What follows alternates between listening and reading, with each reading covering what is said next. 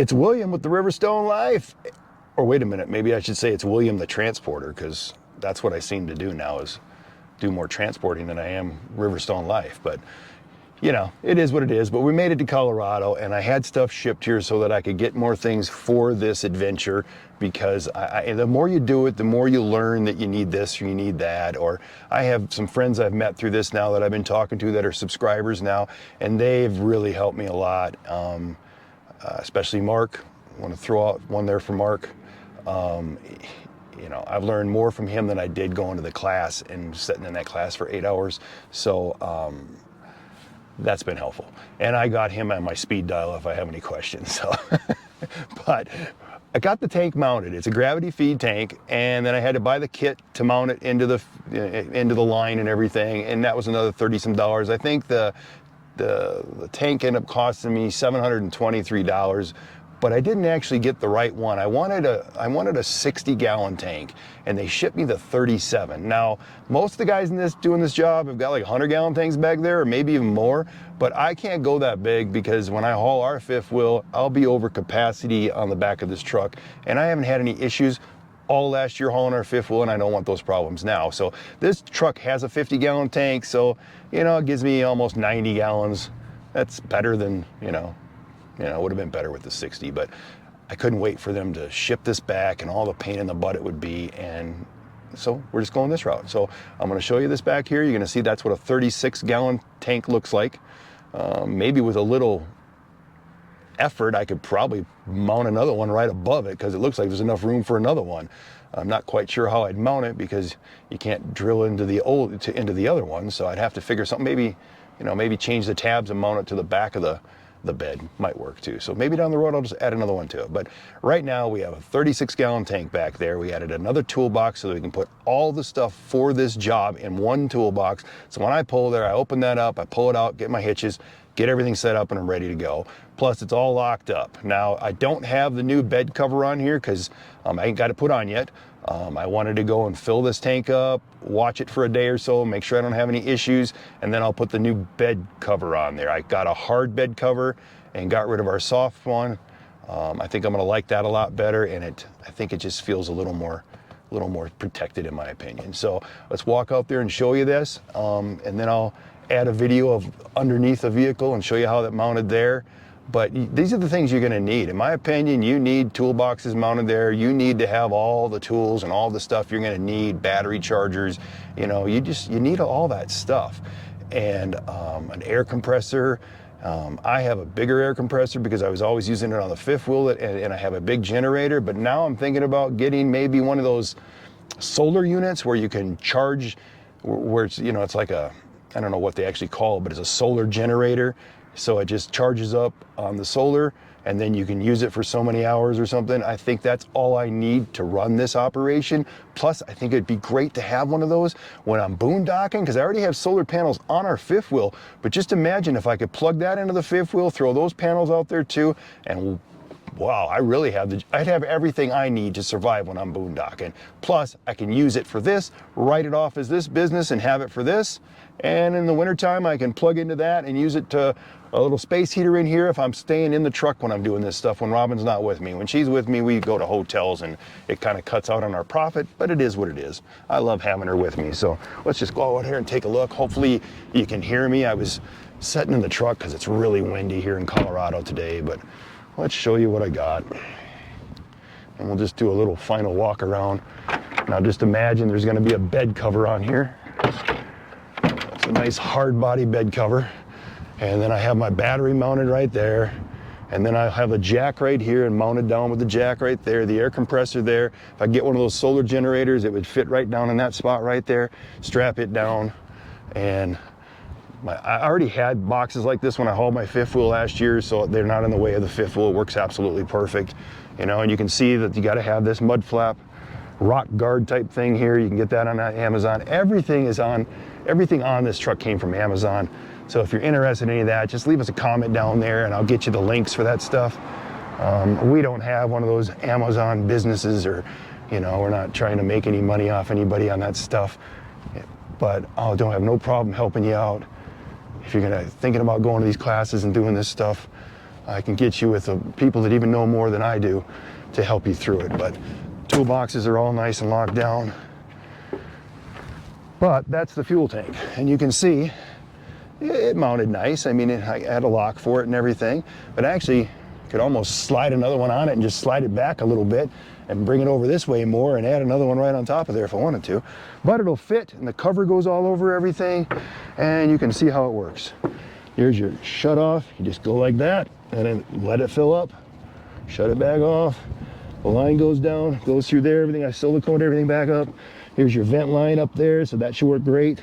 You know, it's a nice setup. $723 on Amazon. So, and these toolboxes were $99 a piece. This one I have all my stuff just for hauling these trailers, and then I have my tools there and all the other stuff that I bring with me all the time. But then you know, yes, this is one of those trucks that has the DEF on it, and I'm probably going to leave it that way. But what's nice is those bottles of DEF that I buy fit right in here like that. You can put like 6 of them across there, and I can put 2 right in, put 2 in this area right here. So I always have the DEF with me. It's not rolling all over the place. But I think this turned out really nice. Everything's nice and simple and clean. And when you got the cover on there, it looks great. But, you know, I've already hauled 2 deliveries with it. Gonna pick another one up here on Tuesday. Hopefully the one we get is going to Florida, and we get to go to Florida this time. This is my only complaint, removing that window tint. Robin's got one of these stick-on things, and I got one over there. But we have I blacked everything out with this kit here, so when I'm sleeping in it at night, you know, usually this stuff folds down. I usually leave that over here, but when Robin's with me, we have so much more stuff. I have a blow-up air mattress that goes in here, so it's all blacked out. I have another curtain that goes right across here that closes that up, so I can crawl in here and sleep.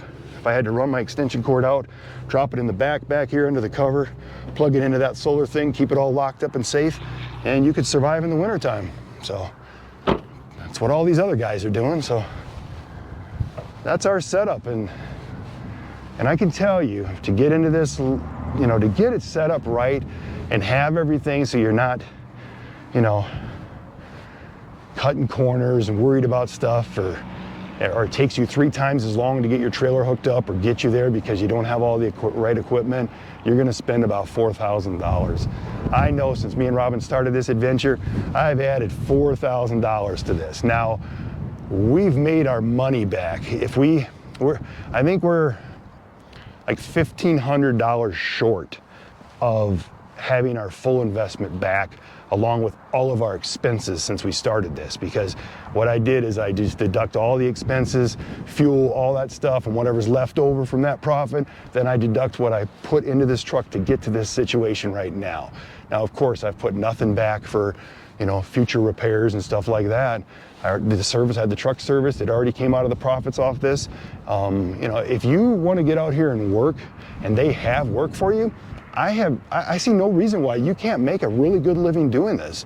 Now, in a few months, we'll keep doing videos and we'll let you know how it goes. But right now, they have more work than I can keep up with, because I have too many things going on trying to get this truck ready so that it's easier and easier and easier for me. So, but we'll just keep making these videos, and we'll just keep adding more information to them.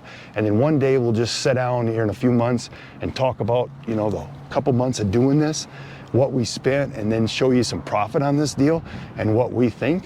So if you're thinking about getting into it, you know, just prepare yourself to spend $3 or $4 grand. I mean, you could go without the fuel tank like I did. You know, I already had the 5th wheel plate, so but I don't even think you need a 5th wheel plate, in my opinion. Like 99% of the jobs out there are all travel trailers. So don't go and invest in that 5th wheel plate right away. You can make plenty of money to pay for all these other upgrades. The fuel tank, I think, is the most important thing, because you can save $1 per gallon of diesel if you just buy it at the right place. And if you get better at this and you start learning all that stuff, you know which routes to go when you're getting low on fuel, and maybe you can, you know, make some more money there and save it on that fuel and make more profit on this job. So just remember, this is what we're doing right now. In a couple weeks, we'll be back on the road with the RIverstone, heading south, and we'll start with all those adventures. But I'm trying to get 3 or 4 more loads in before we do that and have a little bit more information about this stuff. So just remember, if you like these videos, give us a thumbs up. If you like what me and Robin are doing on the channel, subscribe to the channel. And just remember, I've already done 3 or 4 of these videos. We've got hundreds of other videos about our life and what we've been doing in this RV world. Check them out, and Robin's gonna be with me on the rest of these trips. So I think it's more fun when me and her are doing this together. So just remember, be careful out there, and we appreciate everybody out there that subscribes to this channel, and we'll be back. And that's what it looks like underneath the truck. You can see where I had to cut this out right here, put this piece in there. It comes in an extra kit for like 32 bucks, and it clamps right on. You drill a hole through the bed. I caulked it all up, put the hose through there. You know, it's a nice, clean finish, I would say. I mean, I think it's very simple and very easy to work with, and it'll get the job done. So this tank setup, you know, is a gravity fed, but that's how it looks like under here. Hopefully you can see it with the light on the GoPro, but that's what we got underneath here. So, alrighty, let's do a before and after. As you can see, this is the before. Now the reason I bought this thing is because it was only 265 bucks. And when we first got this truck, I wasn't sure it was even gonna work on the fifth wheel. So that's the reason we went this route, is because I didn't want to spend a lot of money. But I've never really liked it. So we're going to upgrade it to the hard body one. But don't get me wrong, it served the purpose.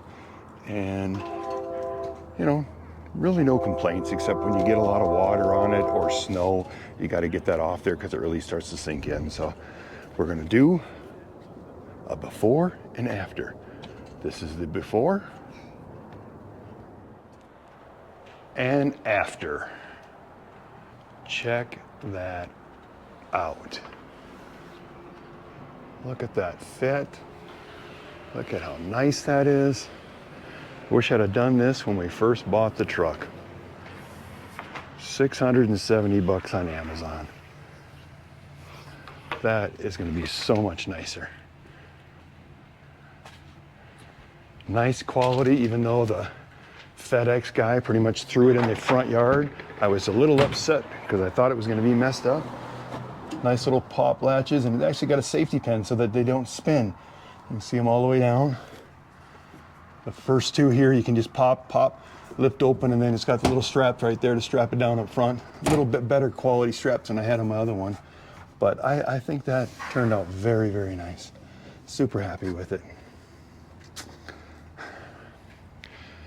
And guess what? This truck's done, and we're leaving right now to go pick up another load. So keep following us, and we thank everybody for watching and subscribing to the channel.